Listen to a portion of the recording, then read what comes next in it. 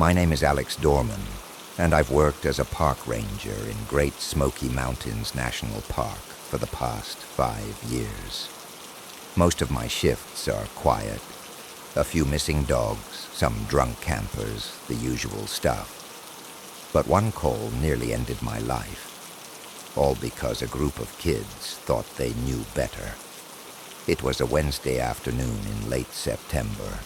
The air was crisp, the trees already starting to turn. I was on routine patrol near Cades Cove when I got a call over the radio from dispatch. "Alex, we've got a group of 4 hikers reported lost.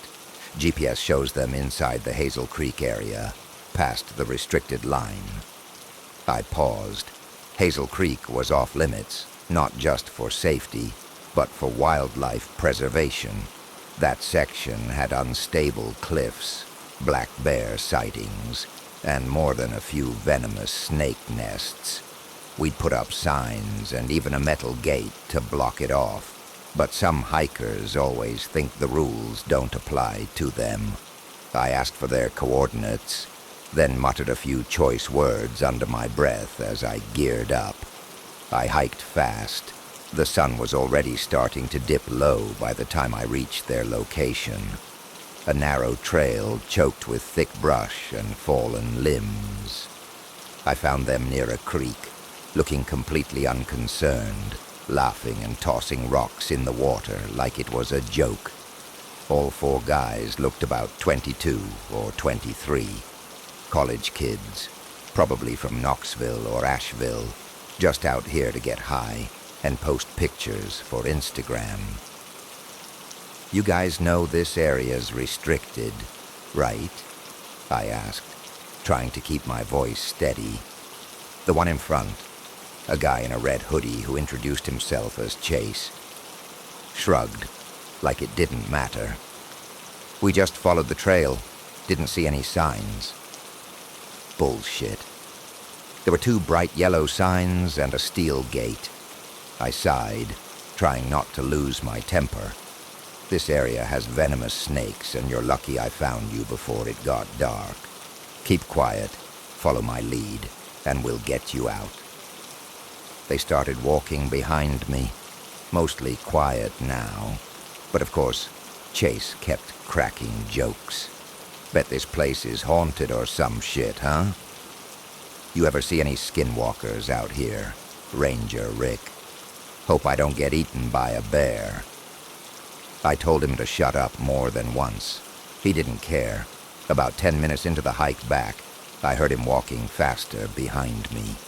Then, without a word, he passed me and took the lead, stomping down the trail like he knew the way better than I did. I let him go. We were almost out of the hot zone anyway. But then I saw it. Not 5 feet in front of him, in the middle of the trail, was a timber rattlesnake, coiled, its tail twitching, silent but ready. "Chase, stop," I shouted, sprinting forward. But it was too late.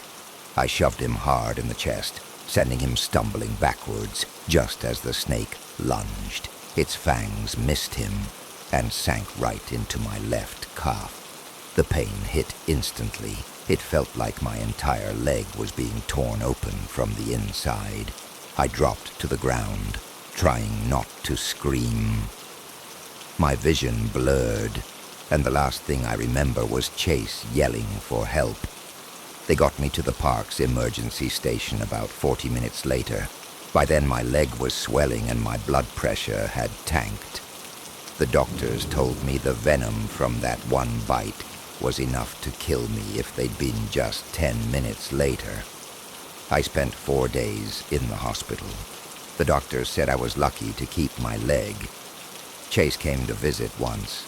He stood at the foot of the bed, silent. Finally, he said, "I didn't think it was real. I thought you were just trying to scare us." I didn't say anything. I just turned and stared out the window. Because that's the thing about the wild. You don't need ghosts or monsters out here. Nature itself will kill you, especially if you treat it like a game. And next time, I might not be around to save you.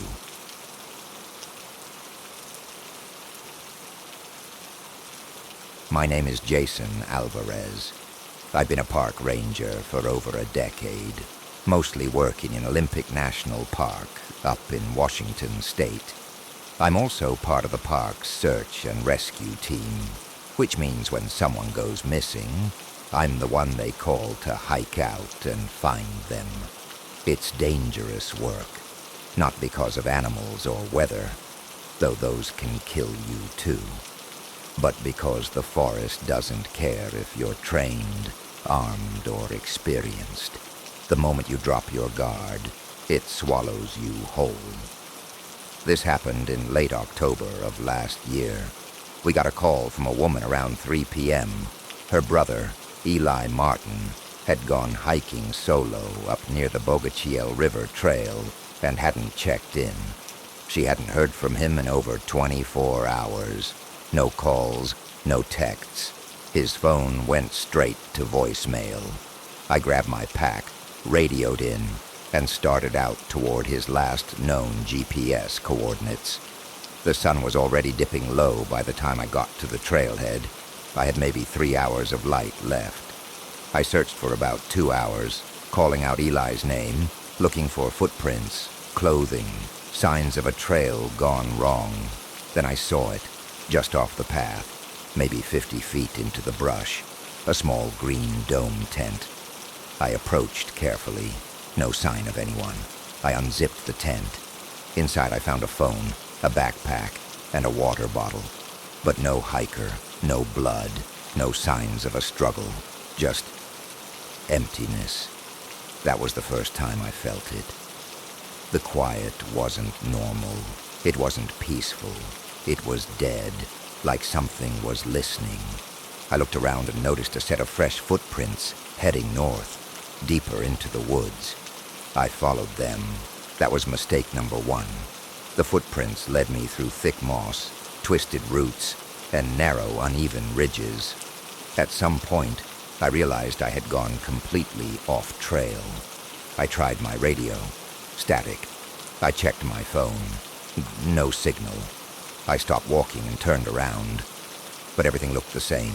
The trees, the brush, the empty silence. I was lost. I'm trained to handle that.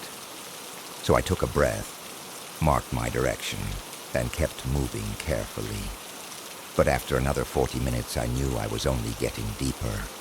My flashlight was dimming. My legs were aching. My stomach was empty. I sat down on a damp fallen log to rest and gather myself. That's when I saw it. In the distance, maybe 30 feet away, 2 glowing eyes, dim, yellowish, hovering in the air about 6 feet off the ground. They weren't headlights, no flashlight, no sound, just staring. They started moving toward me. I jumped up and ran. I don't remember how long. It could have been seconds or minutes. I just remember running blind through branches and fog. Then the ground disappeared beneath me. My foot hit a hole, hidden by leaves, and I went down hard. I felt and heard the bone in my leg snap. The pain was white-hot and immediate. I screamed and dragged myself to a nearby tree, trying not to pass out. The forest around me was completely black now. No sound, no wind, just the feeling that something was nearby, watching. I remember thinking about my daughters, Emma and Harper. They're twins, just turned 6. I didn't want the last thing they heard about their dad to be, he went missing during a rescue mission. Eventually, I must have blacked out. When I opened my eyes, I was in a hospital bed in Port Angeles. My leg was in a cast. There were tubes in my arms, beeping machines, and my co-workers, Doug, Maya, and Jill, were standing around the bed. They said a search team found me at first light.